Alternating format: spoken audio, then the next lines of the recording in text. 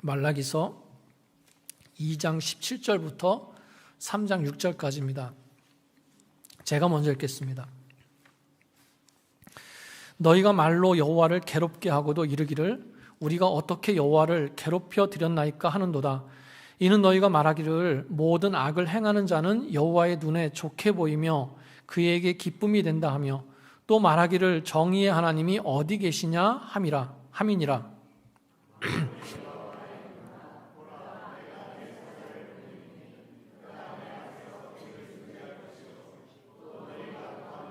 주가 갑자기 그의 성전에 임하시리니 곧 너희가 사모하는 바 언약의 사자가 임하실 것이라.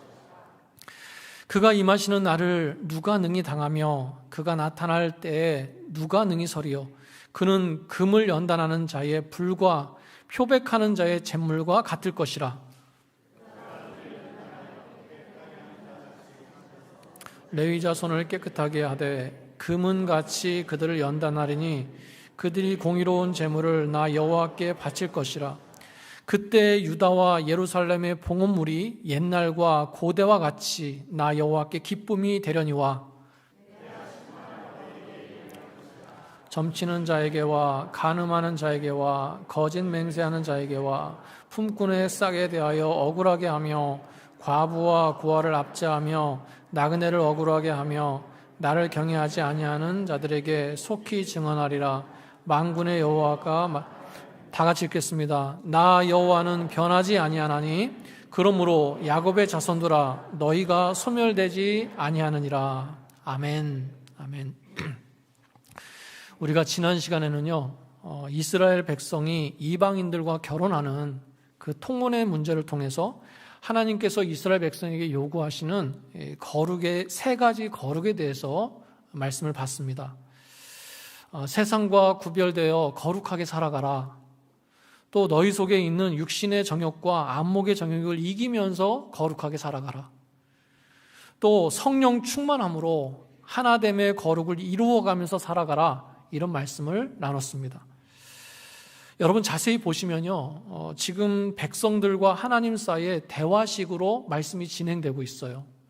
백성들이 질문하고 반문하면 하나님께서는 그것에 대해서 대답하시는 그런 모습으로 진행하고 있다는 겁니다. 첫 번째 질문이 뭐였습니까? 하나님께서 언제 우리를 사랑하셨습니까? 우리를 어떻게 사랑하셨습니까? 이런 질문이었어요. 그것에 대한 하나님의 대답은 뭐였습니까? 내가 너희를 택하지 않았냐? 내가 야곱을 사랑하였고 에서는 미워하였다. 내가 너희를 택했고 아직도 너희를 사랑하고 있다. 이렇게 대답하세요. 두 번째 질문은 뭐였습니까? 하나님, 우리가 언제 주님의 이름을 멸시했습니까? 하나님께서 뭐라고 하세요? 너희가 더러운 떡을 나의 제단에 드리지 않았냐? 이렇게 말씀하시면서 예배에 대해서 말씀하십니다. 그리고 세 번째 질문은요, 하나님, 왜 저희의 봉헌 제물을 받지 않으십니까? 왜 저희의 기도에 대해서 응답하지 않으십니까? 그에 대해서 하나님께서 뭐라고 하십니까? 너희가 아내를 버리면서 죄 지으면서 그걸 옷으로 가리고 내 앞에 나오지 않았냐?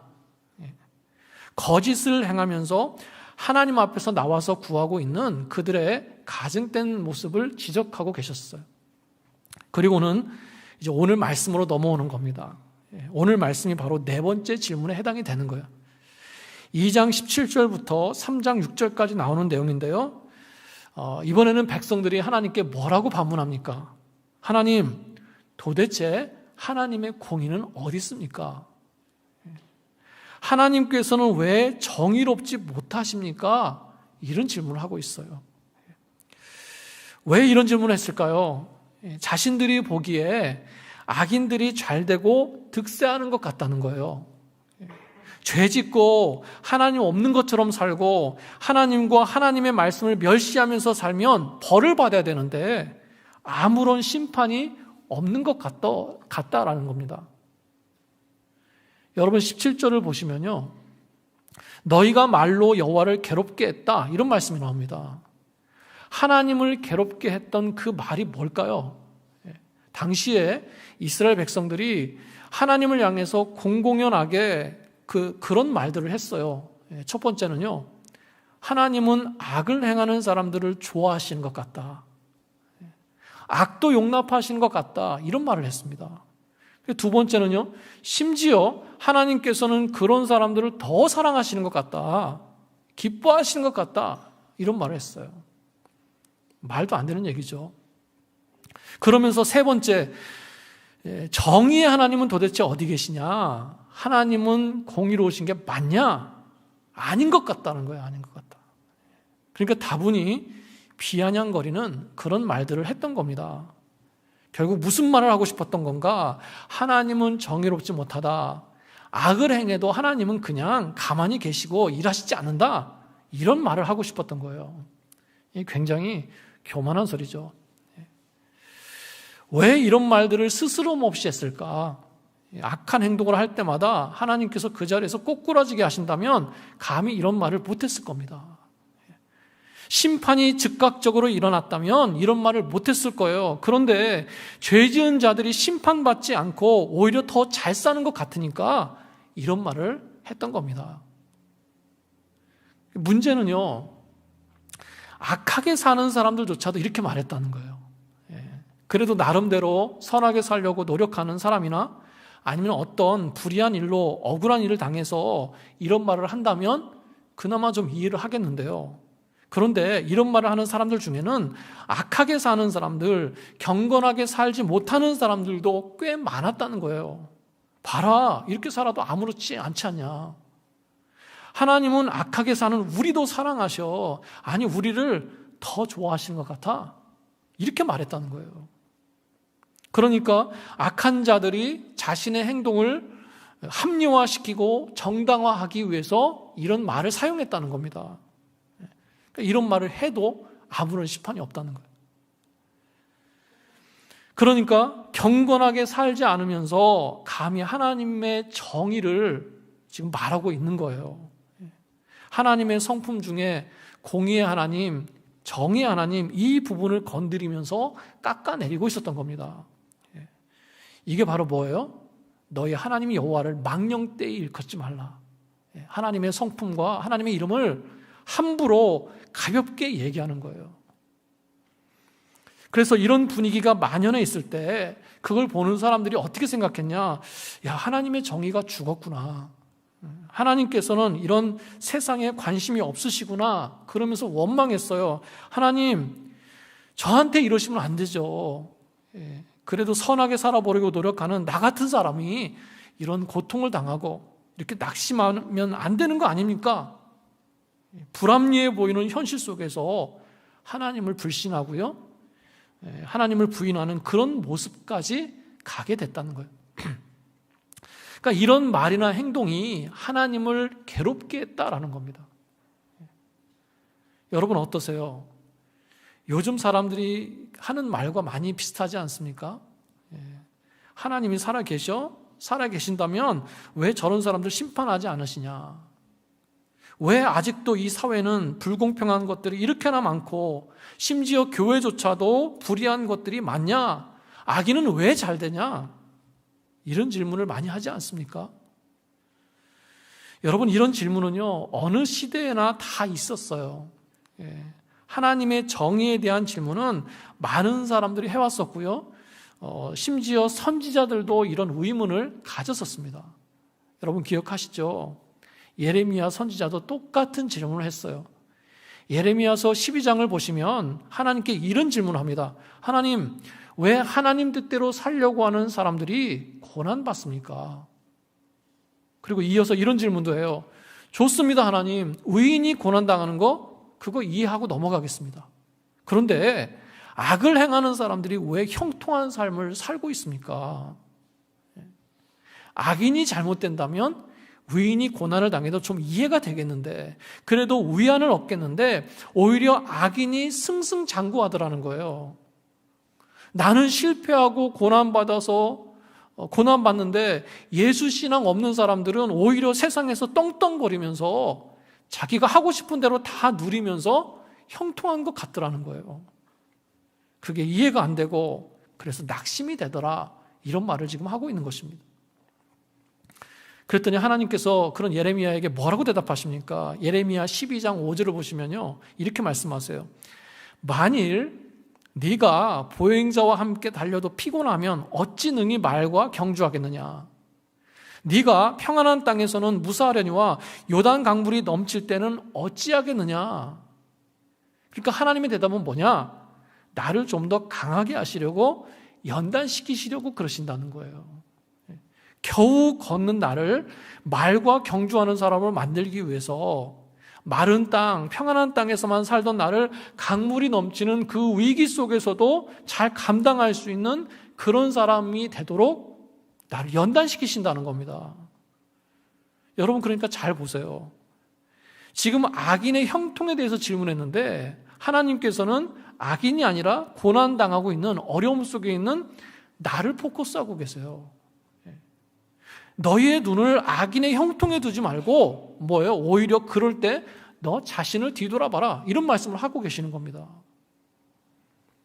내가 너를 위기로 연단하는 이유가 뭔지 아니?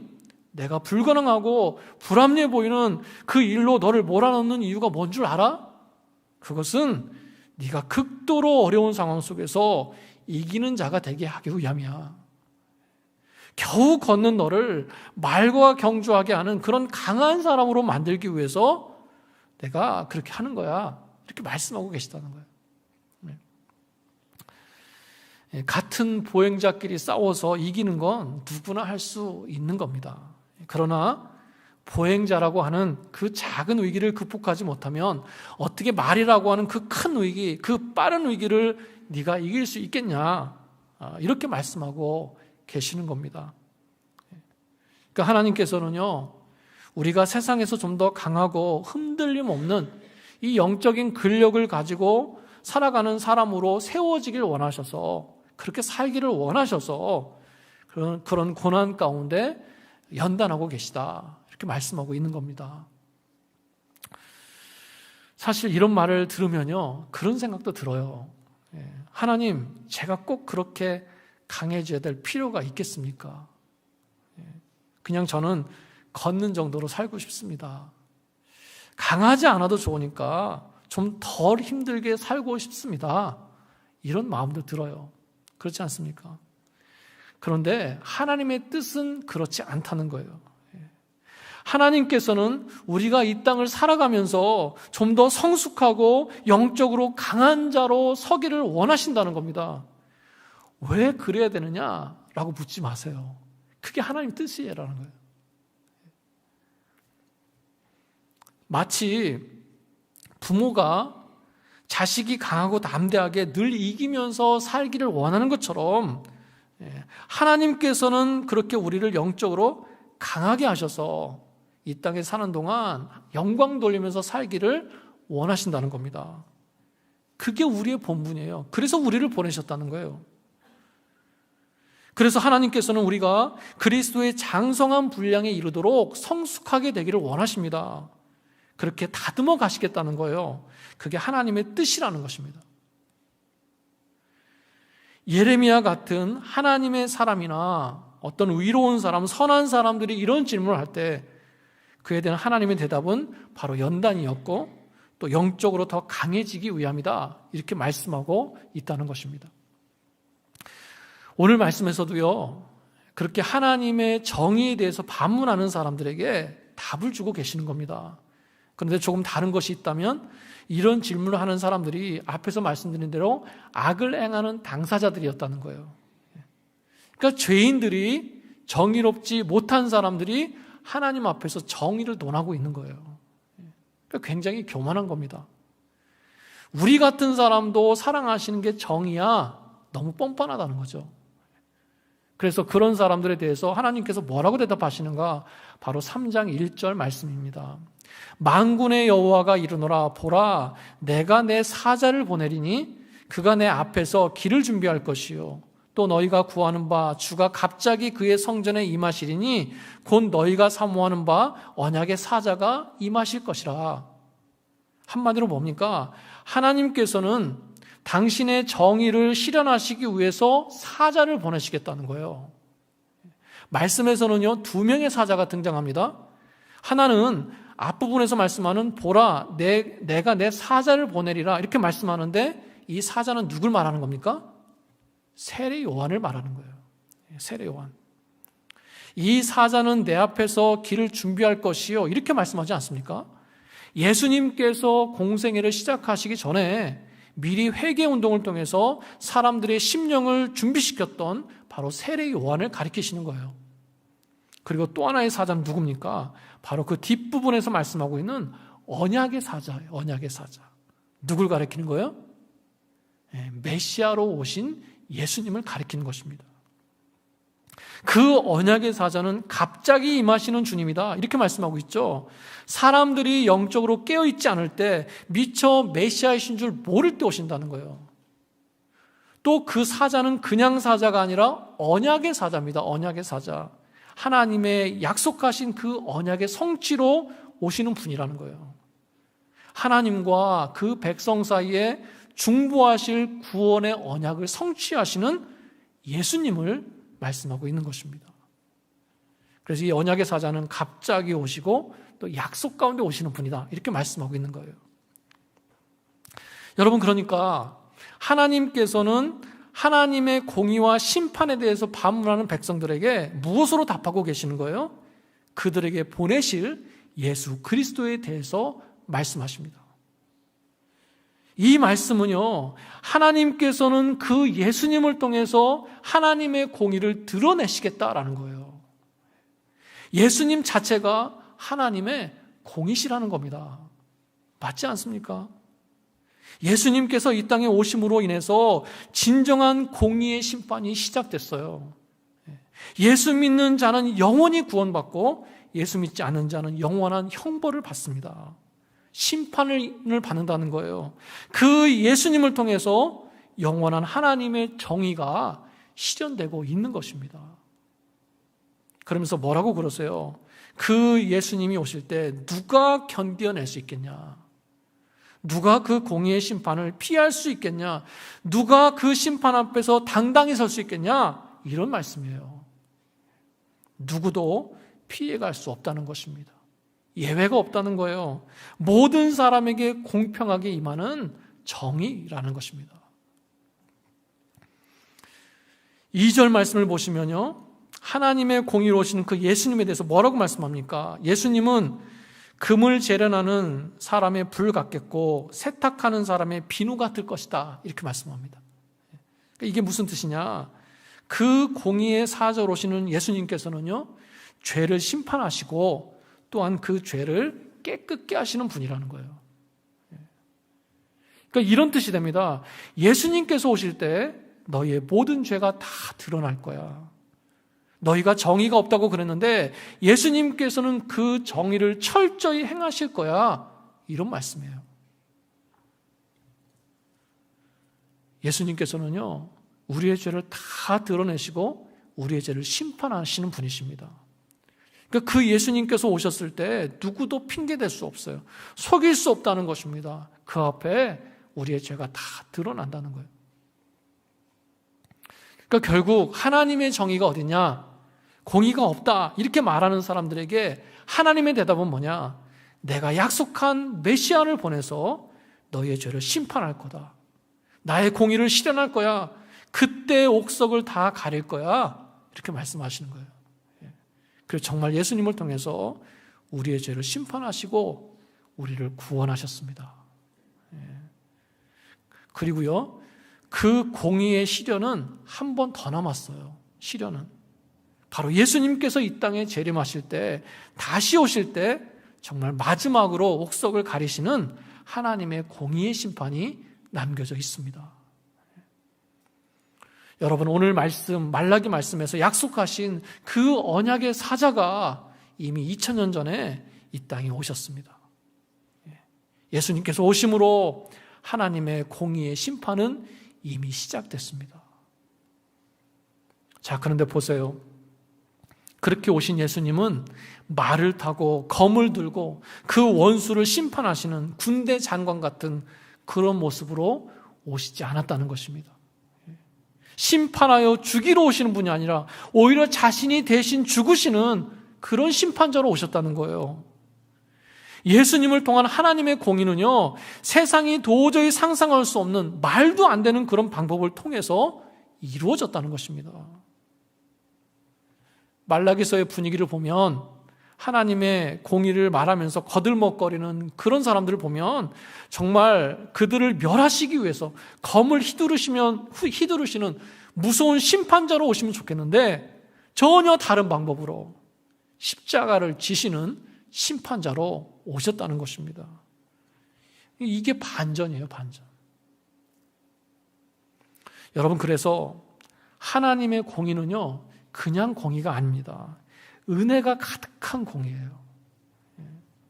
차갑고 냉정하고 여지 없는 심판이 아니라 사랑과 긍휼이 가득한 정의였다는 것입니다.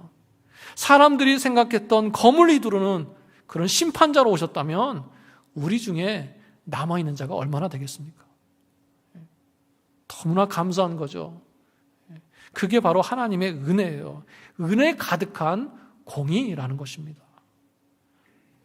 하나님의 공의는 예수님을 통해서 나타났고 그 예수님을 통해 나타난 공의는 바로 십자가와 부활을 통해서 나타났습니다. 그리고 우리가 아는 것처럼 그 십자가는 저와 여러분을 향한 하나님의 긍휼과 사랑과 용서가 배어있는 그런 십자가라는 거예요.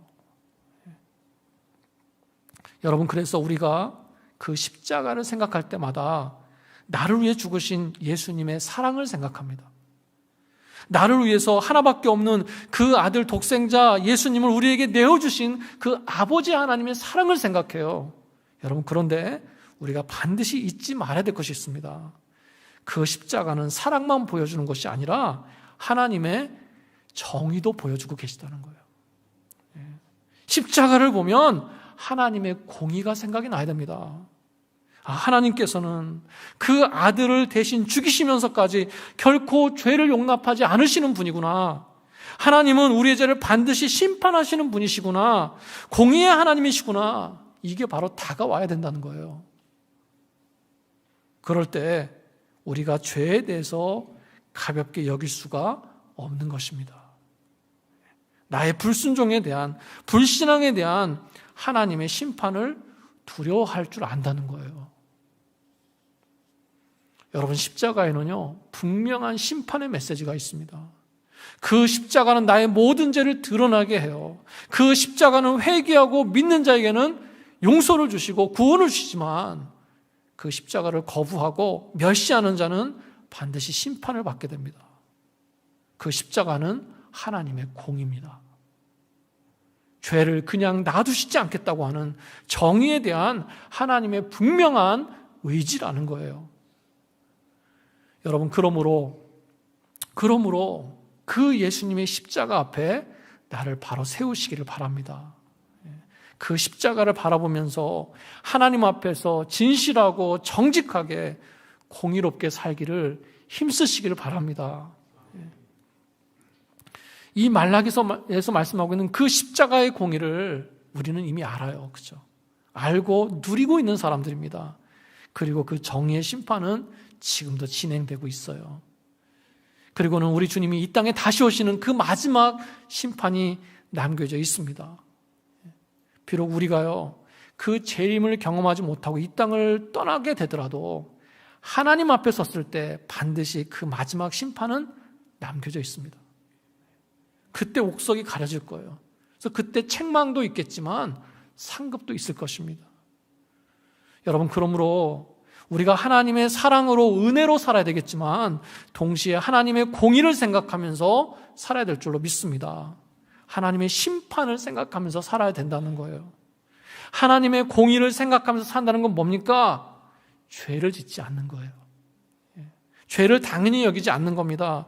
죄를 멀리하고 죄 짓는 걸 두려워하는 거예요.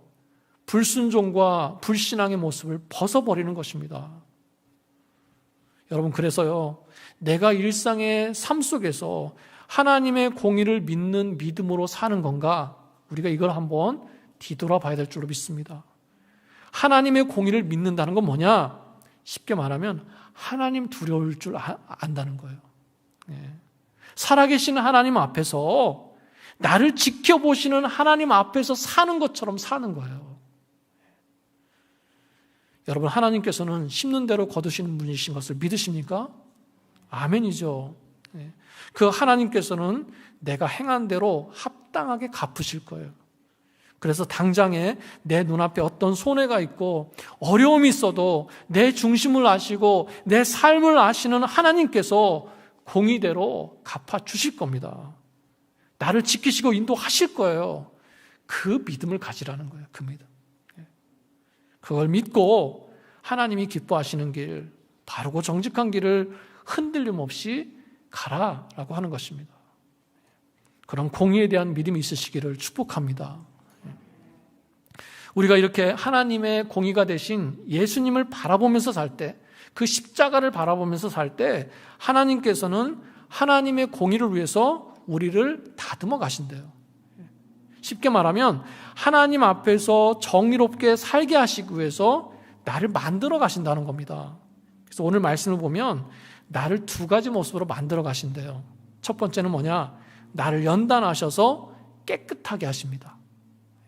3절 보시면 언약의 사자를, 다시 말하면 예수님을 은을 연단해서 불순물을 제거하고 깨끗하게 만드는 그 재련공으로 비유하고 계세요.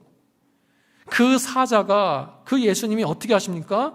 자리를 잡고 딱 앉아서 불순종과 반역으로 물들어버린 레위 사람들을 재련하듯이 깨끗게 하신다, 이렇게 말씀하고 있어요.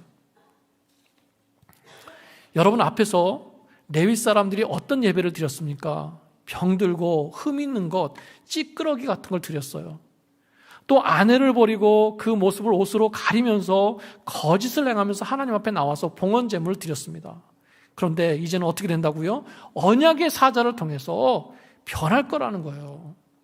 이제는 예수님을 통해서 그들이 정말 그들을 의롭게 만들어 줄 수 있는 올바른 감사의 제물을 드리게 된다는 것입니다. 그걸 3절 말씀에서 뭐라고 표현합니까? 하나님께 공의로운 제물을 드린다, 이렇게 얘기하고 있어요. 여러분, 말씀에서 얘기하는 이 레위 지파는 누굽니까? 바로 우리예요. 우리가 영적인 레위 지파예요. 예수님께서는 그런 우리를 은금을 연단하듯이 연단하시고 깨끗하게 하셔서 이제는 우리 스스로가 하나님께 공의로운 제물, 올바른 제물을 드릴 수 있는 그런 존재로 바꾸어 가시겠다는 거예요. 이제는 나 스스로가 정의로운 삶을 살 수 있도록 만들어 가신다, 이렇게 말씀하고 있습니다. 제가 연단에 대해서 자주 말씀드렸던 것 같아요. 연단은요, 불순물을 걸러내서 더 순수한 금속을 만드는 과정이다 그랬습니다. 그래서 이 연단은요, 씻는다, 거른다, 또는 녹인다, 재련한다, 이런 히브리어에서 왔어요. 어떻게 연단합니까? 수천 도의 불 속에서 다 녹아져 가지고요, 그 불순물이 다 제거되고 순수한 정금만 남게 된다는 거예요. 1톤의 광석을 녹이고 연단하면 그 가운데 순금은 2g밖에 나오지 않는데, 그 2g이 포함되어 있을 때 비로소 그것을 금광석이다, 이렇게 부른다고 그랬습니다. 여러분, 우리의 신앙에 얼마나 불순물이 많습니까? 하나님 앞에서 단순해지고 싶고 진실하고 순수하고 싶은데 그게 잘 안 돼요. 나를 그렇게 놔두지를 않습니다. 나에게는요, 그냥 겨우 겨자씨만한 그런 믿음밖에 없는 것 같습니다. 불순물이 더 많은 것 같아요. 그래도요, 나는 버려지는 쓸모없는 돌이 아니라 금강석 같은 존재라는 거예요. 하나님께서는 예수님을 통해서 그런 나를 연단하셔서 변하지 않고 사라지지 않는 그 순금 같은 믿음과 신앙으로 다듬어 가시겠다, 이렇게 말씀하고 계시는 겁니다. 여러분, 그래서 베드로전서 1장 7절에서 이렇게 말씀하고 있습니다. 너의 믿음의 확실함은 불로 연단하여도 없어질 금보다 더 귀하여 예수 그리스도께서 나타나실 때 칭찬과 영광과 존귀를 얻게 하려 함이라. 예전에는 내가 하나님께 제대로 드리면서 살지 못했어요. 그런데 이제는 연단받은 후에 하나님 보시기에 합당한 칭찬과 영광과 존귀 같은 그런 공의로운 제물을 내가 드릴 수 있게 됐다라는 것입니다. 여러분, 이런 변화가 있으시기를 축복합니다. 하나님 보시기에 올바른 그런 공의로운 제물들을 드리면서 살아가시는 그런 저 여러분 되시기를 축복합니다. 그렇게 내가 먼저 하나님께 공의로운 제물을 드리는 자가 되게 하시고요. 그 다음에 또 하나 5절을 보니까 그런 내가 다른 사람들에게 전하는 자가 되길 원하신대요. 하나님의 공의를 전하는 자가 되기를 원하신다는 겁니다. 점치는 자, 간음하는 자, 거짓 맹세하는 자, 품꾼의 싹을 갈취하는 자, 과부와 고아를 압제하는 자, 나그네를 억울하게 하는 자, 곧 하나님을 경외하지 않는 사람들에게 증언하라. 증언하래요. 하나님의 공의를 선포하면서 증거하는 삶을 살기를 원하신다는 것입니다. 여러분, 내 삶을 통해서 하나님의 공의를 증거하면서 살아가시는 그런 저 여러분 되시기를 축복합니다. 하나님께서는요, 하나님의 정의를 증언하라 이렇게 말씀하시고 이어서 뭐라고 말씀하십니까? 나 여호와는 변하지 않는다 이렇게 말씀하세요.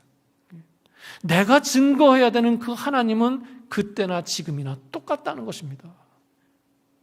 이스라엘 백성이 말한 것처럼 하나님은 변덕을 부리시거나 일관성이 없이 일하시는 분이 아니라는 거예요. 그들이 말하는 것처럼 예전에는 정의로우신 하나님이었지만 지금은 악인을 용납하시고 의인들을 보살피지 않으시는 정의를 행하시지 않는 그런 하나님이 아니라는 겁니다. 변하지 않으셨어요. 시대가 바뀌고 사람이 바뀌었다고 해서 하나님의 정의의 기준이 바뀌는 것은 아니라는 것입니다. 그런 변함없는 하나님의 공의를 전하라는 거예요. 그리고 또 하나, 너희도 그걸 믿으면서 살라는 것입니다. 여러분 6절 말씀을 보시면요, 하나님은 변하지 않으시기 때문에 야곱의 자손들도 소멸되지 않는다 이런 말씀이 있습니다. 굉장히 강력한 메시지예요. 우리 존재의 의미를 하나님의 존재에 비교하고 있습니다. 하나님의 변함 없으심에 비교하고 있다는 거예요. 그러므로 야곱의 자손들아 너희가 소멸되지 아니하니라. 이 야곱의 자손이 누굽니까? 바로 저와 여러분이에요. 예수 믿고 구원받은 하나님의 백성을 말하는 것입니다. 하나님의 사랑이나 공의는 변함없기 때문에 하나님의 백성은 소멸되지 않을 것이다. 이 말씀은요, 결단코 우리를 놓지 않으시겠다 이런 뜻입니다. 왜요? 하나님은 변하시지 않으니까.